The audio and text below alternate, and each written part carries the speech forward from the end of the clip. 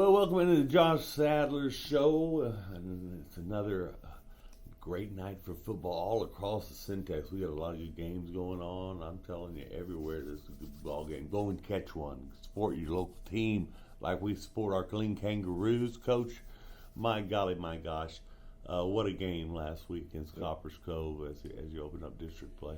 Yep. Finally started getting some puzzle pieces back. Got our quarterback back and let him play a full ball game for once. And the offensive output was a lot better. We were able to put 30 points up last week, and so I was pleased with that. We still got to work on some situational football. We still got to get better. In the 4-minute offense, we still got to get better in just certain situations and making plays in certain situations. But again, played well enough to win. The ball didn't roll our way on Friday night. I thought our defense played well. I thought they got gassed in the fourth because, basically they had a couple of 15, 16, 17 play drives. With us only having one possession in between, and that hurt, late in the ball game especially, when we're up and they're driving down to try to either tie or go ahead. So, but overall, very, very happy with the way we're playing. I mean, I know the record is what it is, but what I'm looking at is improvement every week. And what I see our football team improving every week. And that's the most important piece for me, and I understand. I get it. Everybody wants to win every single ball game, and there's nobody out there that wants to win more than I do. But from a holistic standpoint, I have to look at, are we still doing the things the right way? Are we doing what we're supposed to in practice? Are we doing what we're supposed to in a ball game to make ourselves better every single week to ultimately get to where we want to be? And I think we're still on that path.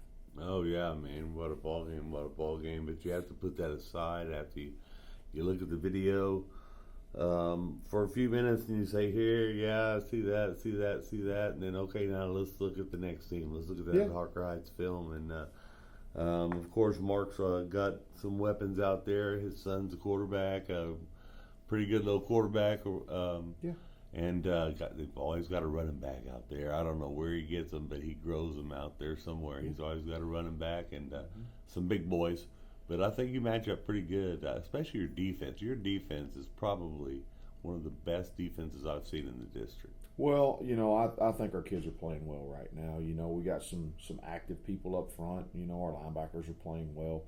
And we're doing a good enough job in the secondary to with disguising things and playing some good technique and I think it matches up well with what they do. And they are loaded with talent. There's no doubt about it. They got a running back out there that's quicker to hiccup, and Hudson does a great job getting the ball where it's supposed to go. I mean, typical coach's kid. I know he's sitting there and he's seen film since he was 5 years old, which is what Gunner's doing right now. But so he's going to be, he's going to put their offense in a good position at all times. And he's got a good arm, and he's got good receivers, and he's got good decision-making skills. They're a good football team, and just like every football team that we've played this year, they can put points on the board, they play good defense, and, it's going to be a tough test for us. We have 10 tough tests on our schedule, and, this is just the next one in a sequence of them. And what we got to do is we got to go out and play good football. It can't be we can't worry necessarily about who's on the other sideline. We've got to worry about Clean Kangaroos and us playing a better brand of football each and every week.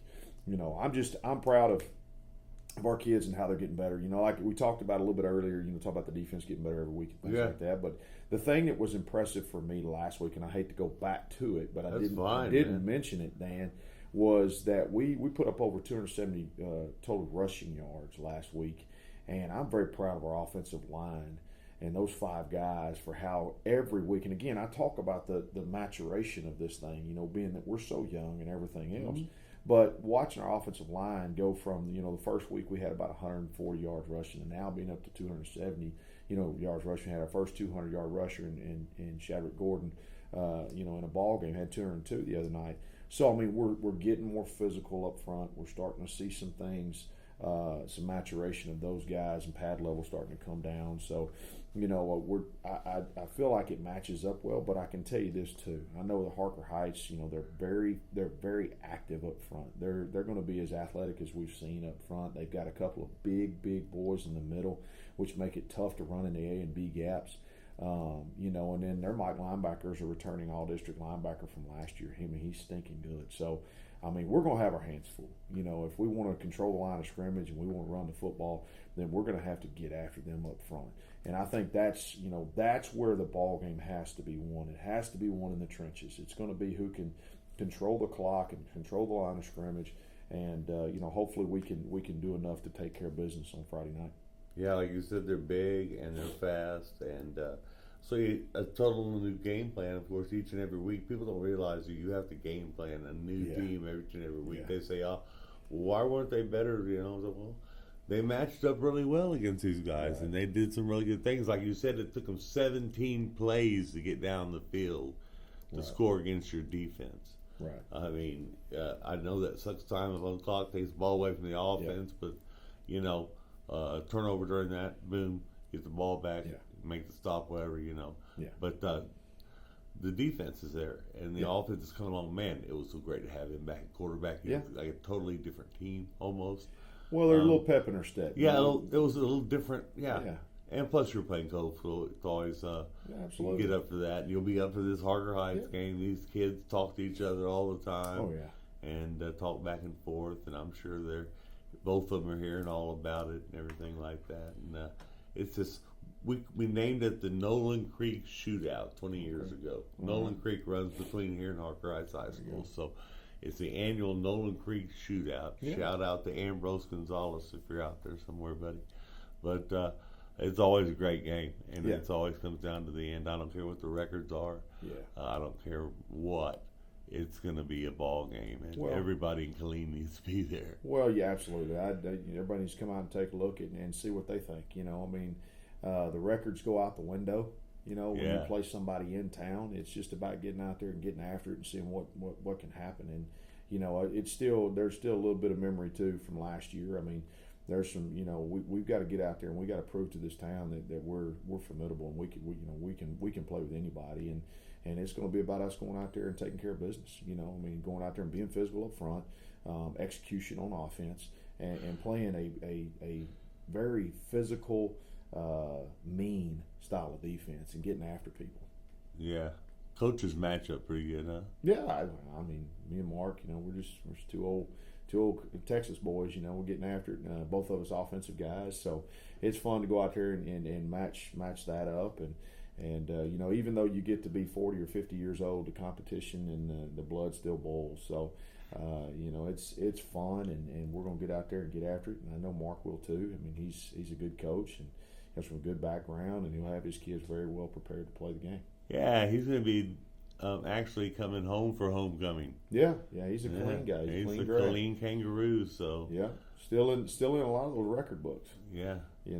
For being a quarterback here, and he set the standard very high back in the early 90s for all of our quarterbacks over the last 30, almost 40 years to step up to.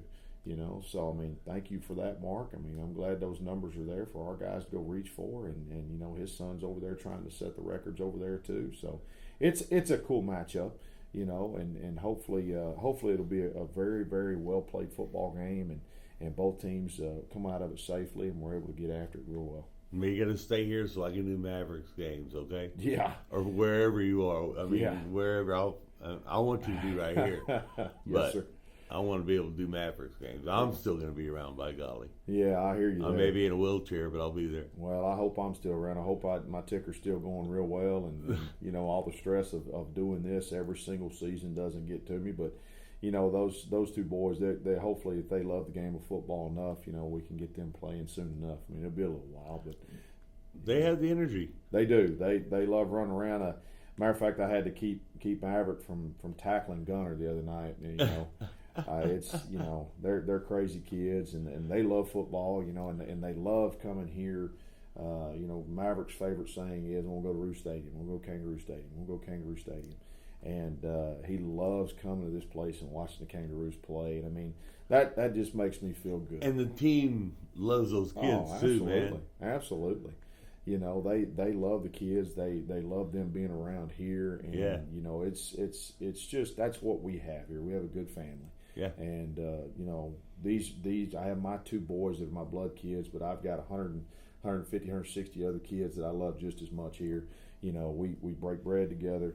You know, we pray together. I mean, we do everything together just like a family, and that's probably the most proud thing I have of what we do up here is the family atmosphere that we have and that we're going to continue to have here at Killeen High School. Yeah, and you do things outside of work too. Also, you're speaking at the Fields of Faith on next Wednesday night. Absolutely. Here at Real Bucky Stadium at the Ruse House, and it starts at 5:30. The gates will open. Line up early. Raising Cane's is going to donate 500 meals to the first 500 folks that come through. Yeah. And it'll be a great night here. Destiny Church is involved, some other churches in town, and Andrea Womack and the Fellowship of Christian Athletes. Right. I'll be out there and you'll be speaking. It's going to be a great event.